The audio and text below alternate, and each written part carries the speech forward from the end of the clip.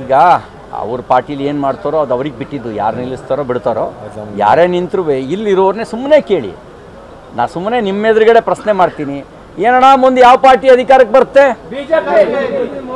ಇದು ಜನ ಹೇಳ್ತಾರೆ. ಯಾರು ಪ್ರಧಾನಿ ಆಗಬೇಕು? ಮೋದಿ. ಇದು ಖರ್ಗೆ ಅವ್ರ ತವರು ಮನೆ. ಇಲ್ಲೇ ಹೇಳ್ತಾರೆ ಜನ ಮೋದಿ ಪ್ರಧಾನಿ ಆಗಬೇಕು. ಇದು ವಾತಾವರಣ,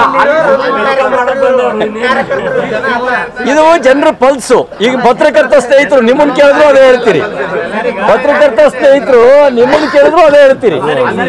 ನೋಡಿ, ನೀವೀಗ ಚೆನ್ನಾಗಿ ಉತ್ತರ ಬರೆದಿರ್ತಾರೆ, ಒಬ್ಬ ಚೆನ್ನಾಗಿ ಉತ್ತರ ಬರೆದಿರ್ತಾನೆ, ಇನ್ನೊಬ್ಬ ಬರೀ ಪ್ರಶ್ನೆ ಮಾತ್ರ ಬರೆದಿರ್ತಾನೆ. ನೀವು ಉತ್ತರ ಬರೆದಿರೋರಿಗೆ ಮಾರ್ಕ್ಸ್ ಹಾಕ್ತಿರೋ, ಬರೀ ಪ್ರಶ್ನೆ ಮಾತ್ರ ಬರೆದಿರೋರಿಗೆ ಮಾರ್ಕ್ಸ್ ಹಾಕ್ತಿರೋ? ಉತ್ತರ ಬರೆದಿರೋರಿಗೆ ಮಾರ್ಕ್ಸ್ ಕೊಡೋದು ಅಂದರೆ ಮತ್ತೆ ಪ್ರಧಾನಮಂತ್ರಿ ಮೋದಿನೇ ಆಗಬೇಕು. ದೇಶಕ್ಕಾಗಿ ಕೆಲಸ ಮಾಡಿರೋರಿಗೆ ನೀವು ಗೆಲ್ಸೋದು ಅಂತಾದರೆ, ದೇಶಕ್ಕಾಗಿ ರಾಜಕಾರಣ ಮಾಡಿರೋರಿಗೆ ಗೆಲ್ಸಿ.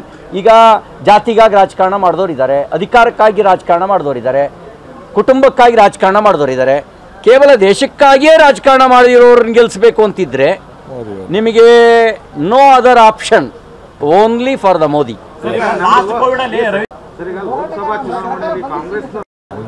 ಈಗ ಅವ್ರ ಪಾರ್ಟಿಲಿ ಏನು ಮಾಡ್ತಾರೋ ಅದು ಅವ್ರಿಗೆ ಬಿಟ್ಟಿದ್ದು, ಯಾರು ನಿಲ್ಲಿಸ್ತಾರೋ ಬಿಡ್ತಾರೋ, ಯಾರೇ ನಿಂತರೂ ಇಲ್ಲಿರೋರನ್ನೇ ಸುಮ್ಮನೆ ಕೇಳಿ. ನಾ ಸುಮ್ಮನೆ ನಿಮ್ಮ ಎದುರುಗಡೆ ಪ್ರಶ್ನೆ ಮಾಡ್ತೀನಿ, ಏನಣ್ಣ ಮುಂದೆ ಯಾವ ಪಾರ್ಟಿ ಅಧಿಕಾರಕ್ಕೆ ಬರುತ್ತೆ? ಇದು ಜನ ಹೇಳ್ತಾರೆ. ಯಾರು ಪ್ರಧಾನಿ ಆಗಬೇಕು? ಮೋದಿ. ಇದು ಖರ್ಗೆ ಅವ್ರ ತವರು ಮನೆ. ಇಲ್ಲೇ ಹೇಳ್ತಾರೆ ಜನ ಮೋದಿ ಪ್ರಧಾನಿ ಆಗಬೇಕು. ಇದು ವಾತಾವರಣ,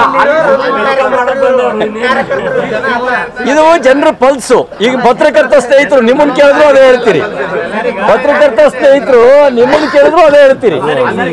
ನೋಡಿ, ನೀವೀಗ ಚೆನ್ನಾಗಿ ಉತ್ತರ ಬರೆದಿರ್ತಾರೆ, ಒಬ್ಬ ಚೆನ್ನಾಗಿ ಉತ್ತರ ಬರೆದಿರ್ತಾನೆ, ಇನ್ನೊಬ್ಬ ಬರೀ ಪ್ರಶ್ನೆ ಮಾತ್ರ ಬರೆದಿರ್ತಾನೆ. ನೀವು ಉತ್ತರ ಬರೆದಿರೋರಿಗೆ ಮಾರ್ಕ್ಸ್ ಹಾಕ್ತಿರೋ, ಬರೀ ಪ್ರಶ್ನೆ ಮಾತ್ರ ಬರೆದಿರೋರಿಗೆ ಮಾರ್ಕ್ಸ್ ಹಾಕ್ತಿರೋ?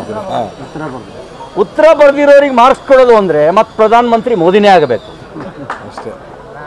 ದೇಶಕ್ಕಾಗಿ ಕೆಲಸ ಮಾಡಿರೋರಿಗೆ ನೀವು ಗೆಲ್ಸೋದು ಅಂತಾದರೆ, ದೇಶಕ್ಕಾಗಿ ರಾಜಕಾರಣ ಮಾಡಿರೋರಿಗೆ ಗೆಲ್ಸಿ. ಈಗ ಜಾತಿಗಾಗಿ ರಾಜಕಾರಣ ಮಾಡಿದವರಿದ್ದಾರೆ, ಅಧಿಕಾರಕ್ಕಾಗಿ ರಾಜಕಾರಣ ಮಾಡಿದವರಿದ್ದಾರೆ, ಕುಟುಂಬಕ್ಕಾಗಿ ರಾಜಕಾರಣ ಮಾಡಿದವರಿದ್ದಾರೆ. ಕೇವಲ ದೇಶಕ್ಕಾಗಿಯೇ ರಾಜಕಾರಣ ಮಾಡಿರೋರನ್ನ ಗೆಲ್ಲಿಸಬೇಕು ಅಂತಿದ್ರೆ ನಿಮಗೆ no other option, only for the Modi. ಕನ್ನಡಿಗರ ಮೆಚ್ಚಿನ ನಿಮ್ಮ ನ್ಯೂಸ್ 18 ಕನ್ನಡ ಈಗ ವಾಟ್ಸ್ಆಪ್ನಲ್ಲಿಯೂ ಲಭ್ಯ.